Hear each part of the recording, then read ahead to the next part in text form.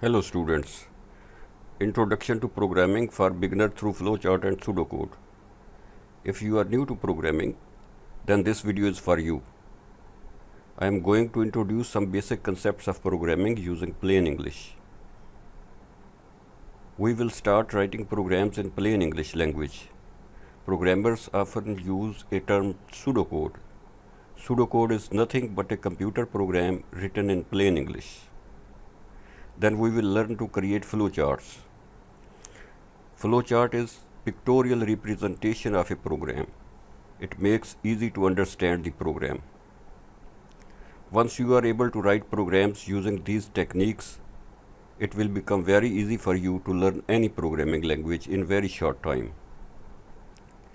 All you have to do is just learn the vocabulary and grammar of the new language.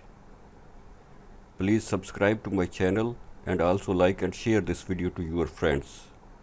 Let's make things easier and spread the good word.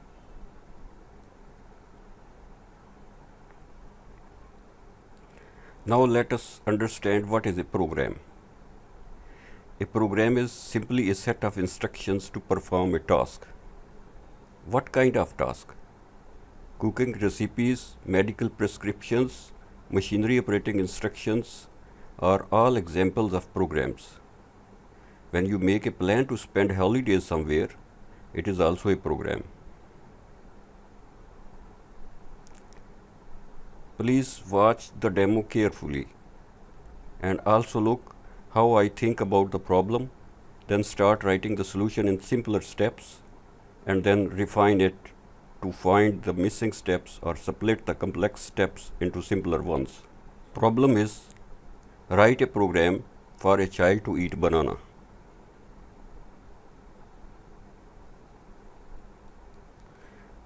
So the first instruction I always write is start.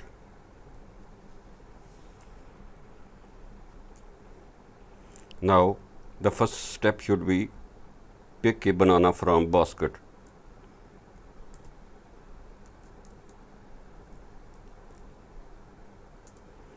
Next step should be peel the banana.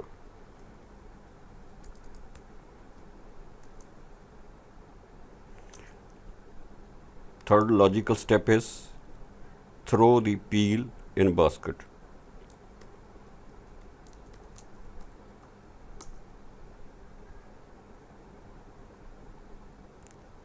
Next step should be take a bite.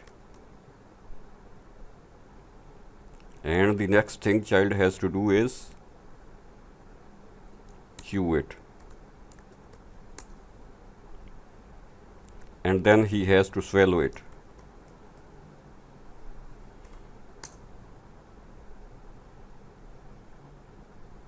What's next? Should he stop? If I put a stop instruction here, he will stop eating banana.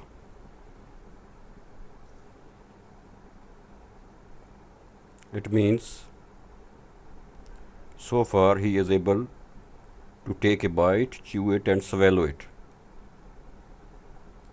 So he will just take a bite, chew it and swallow it and just stop. So is this program achieving its goal? No.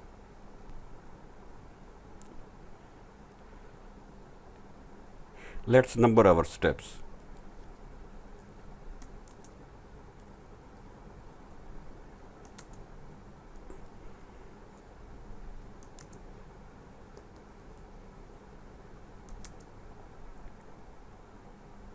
So here at number 8, we can write an instruction to go to step 5.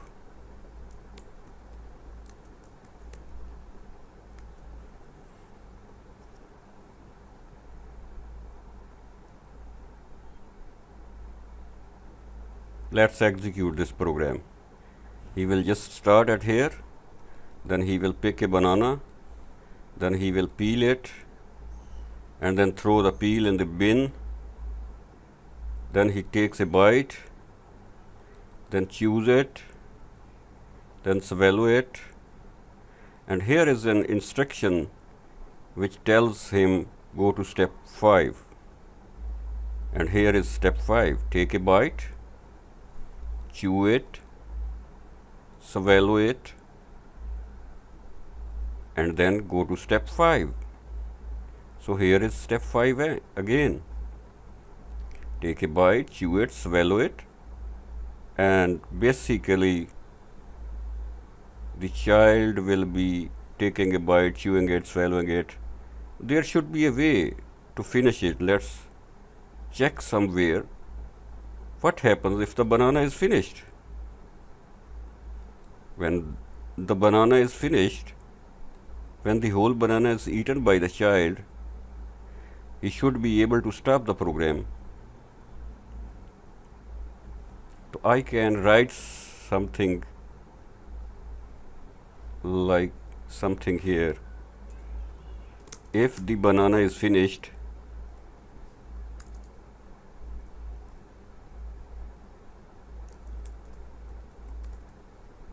then stop.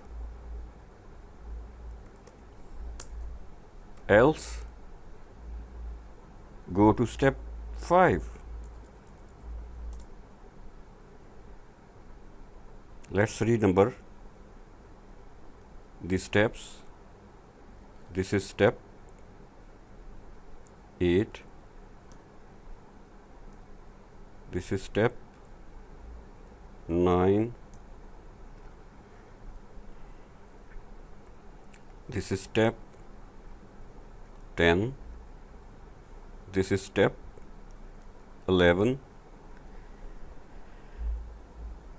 Now let's execute the program again.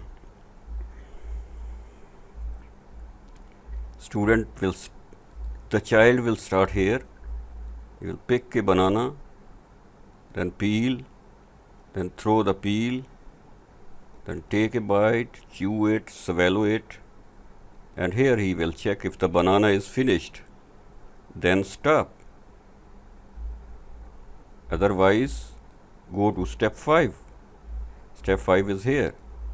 So he has to take a bite again, then chew it, then swallow it. If the banana is finished, then stop. Else go to step 5. So in this way, he will make sure to stop when the banana is finished. So this is a way to write a program. It only stops when the banana is finished. Classification of instructions. We can classify the program instructions. Start instructions. Every program has one starting point. Most often programs start from the first instruction, but it is not necessary. To stop a program, we write stop instructions. A program must stop after executing the program. Usually program stops after the last instruction is executed.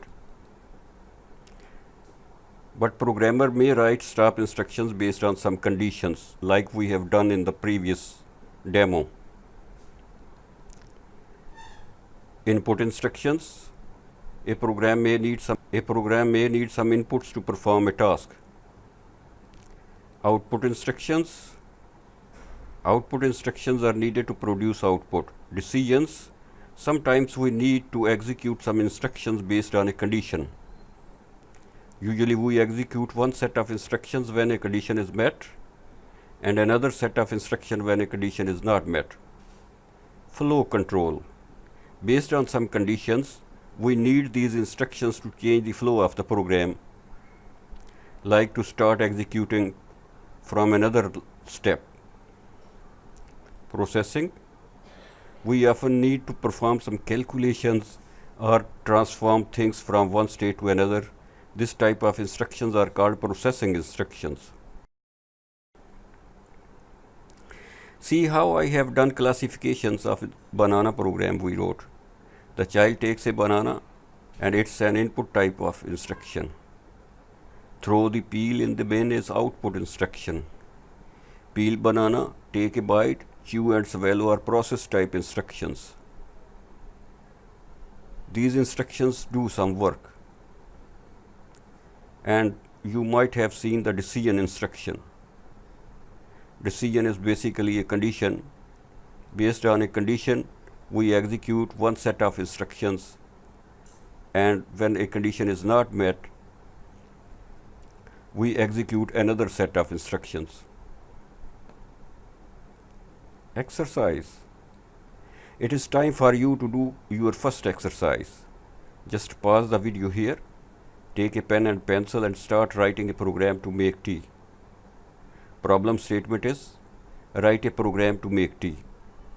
Just do it in smaller, simpler steps. Now, let's start writing some more programs here. We will write a program to get two numbers from the user and find the maximum number. Okay, we always write first instruction as start instruction. The second instruction should be input first number or get first number from user.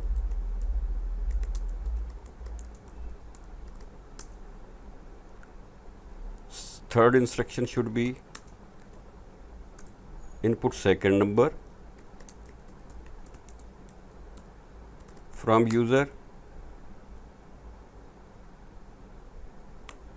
and fourth instruction is if first number is greater than second number,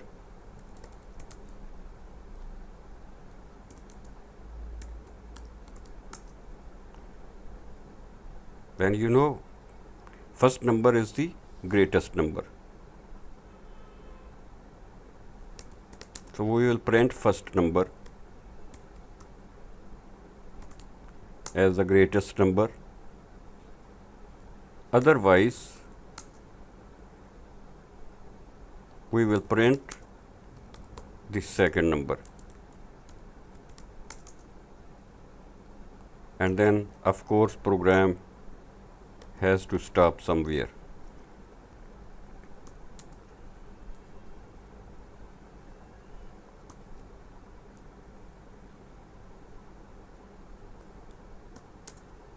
Now let's test the program. Start a number. Start. Input first number. You can assume me as executing this program and you as the user, you can provide a number. For example, you have provided 20. And now the program goes to step 3, input second number.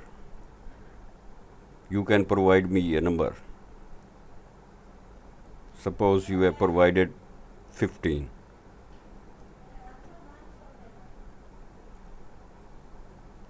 Now I have to execute this fourth instruction. If first number is greater than second number. So let's see, is first number greater than second number? The answer is yes. In case of yes, this instruction will execute. So this instruction is actually print first number. First number is 20 and 20 will be printed on the screen.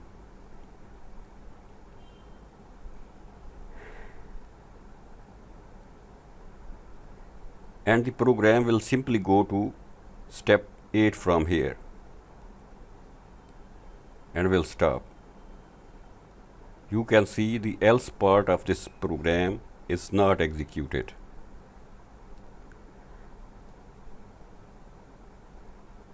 So it is simply called conditional execution of instructions. If this condition evaluates to true, then instruction 5 executes. If this condition evaluates to false, then the instruction number 7 will be executed. And after the instruction number 7, the program will terminate or stop.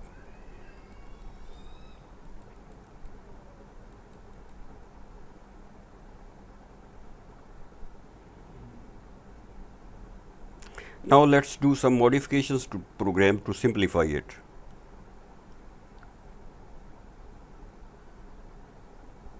I can write input first number as n1, input second number as n2. Then here I can write if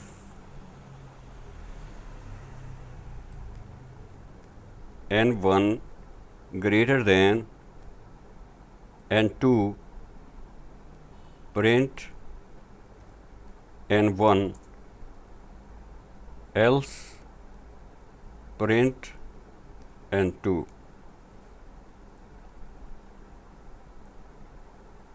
Output of the program will be same, but this looks pretty good. A flowchart is a pictorial representation of a program. A flowchart is more easy to understand than plain English. Some symbols or shapes are used to create flowcharts. Oval or terminator shape is used to start-stop instructions. Parallelogram shape is used to write input or output instructions. A rectangle is used to process instructions. A diamond shape is used for decision instructions. An arrow is used to mark flow of the program. You can create flowcharts on a paper and pencil, but there are some tools available in the market to create flowcharts. Flowcharting tools just make the process of creating flowcharts easy. I will use flowchart tools to create the flowcharts. Please watch carefully how I convert the existing banana program to a flowchart. So our first instruction is start. I drag the start symbol here.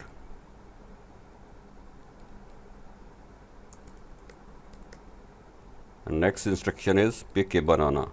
Pick a banana is the input type instruction. So I drag the input symbol here.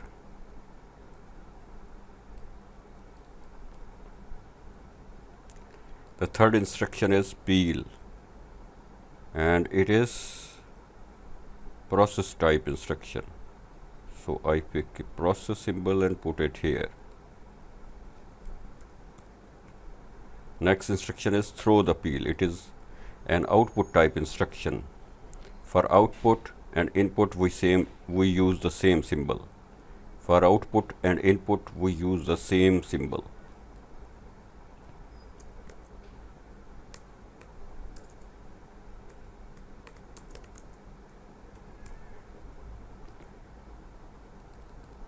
And next instruction is take a bite. It is also a process.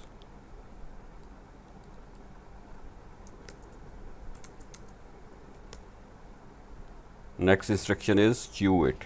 It is also a process.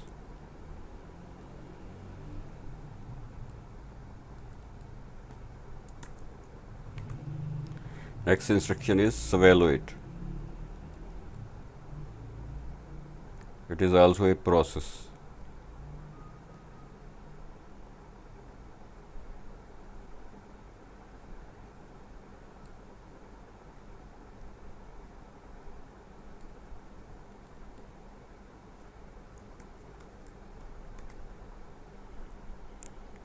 And these instructions are basically conditional statements. So I have to drag a decision for condition here. Here is the decision. I can write is banana finished?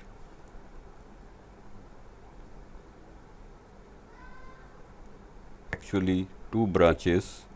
Basically in case of yes, you have to write stop. So I drag a stop symbol here.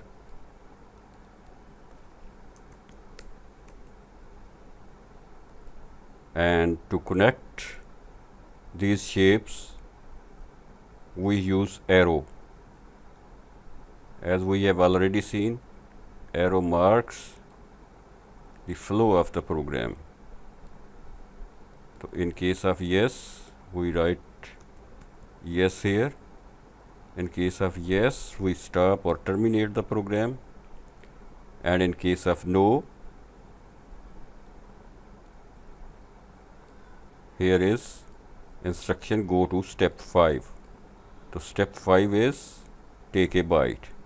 It means we take the arrow, put it here, and connect it with take a byte symbol.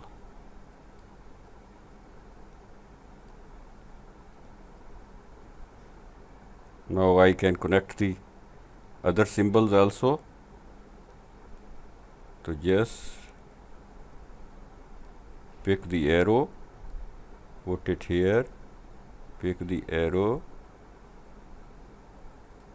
connect it here,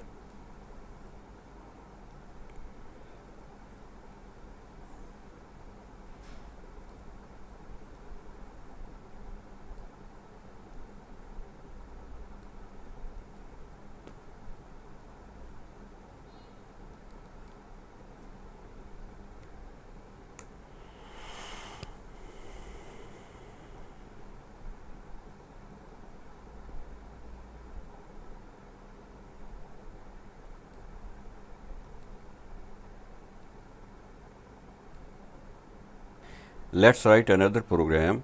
This program will get two numbers from user and then find the maximum number. So the first instruction, as always, we will pick a terminator symbol here and we will write start. Second thing we need to do is, the second instruction is basically input. We have to write get a number from user.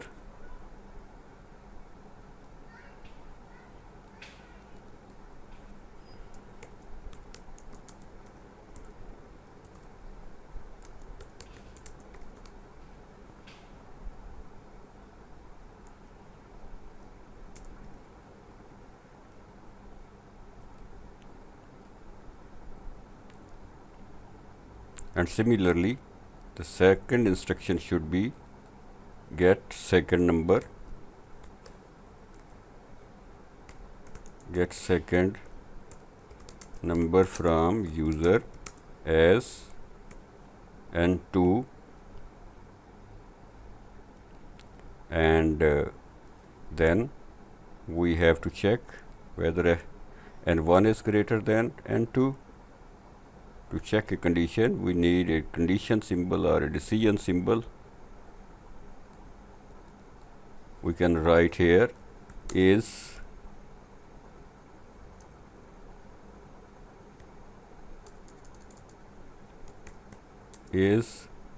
n1 greater than n2.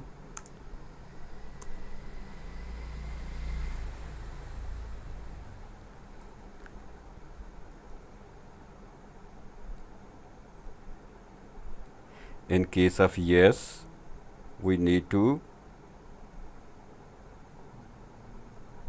print n1 is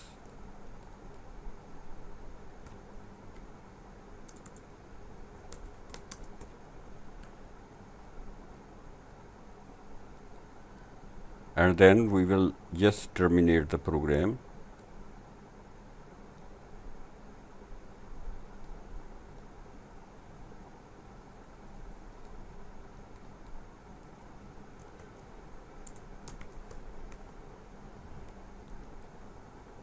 And in case of this condition values to false or no, then we will have to print n2 is greater.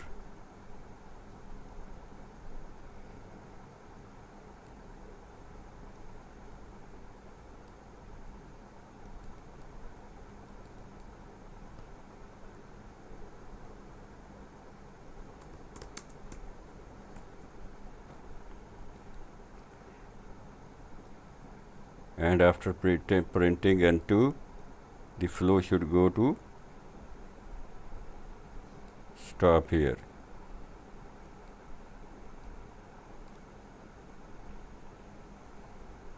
Now we will test this program I have this window here, which I will use for my rough work, and this is basically display or monitor. You can assume this is computer screen.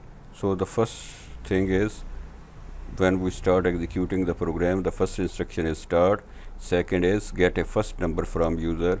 Suppose user has given a number, we cannot assume ourselves. The user should give a number, and we will write the number as n1. Say a user, suppose user provided the number 50, and then we came to next instruction, and then next instruction is get second number from user as n2. Suppose user has given us n2 as 70. Now the program flow comes here. Here is checked, is n1 greater than n2? So you can look here, is 50 greater than 70? So the answer is actually no. In case of no, the program flow should come here, and it should print n2 on the screen. So something like 70 will be printed on the monitor. This is how we test our program. And after printing the number, flow comes here at the stop of program. So program is terminated.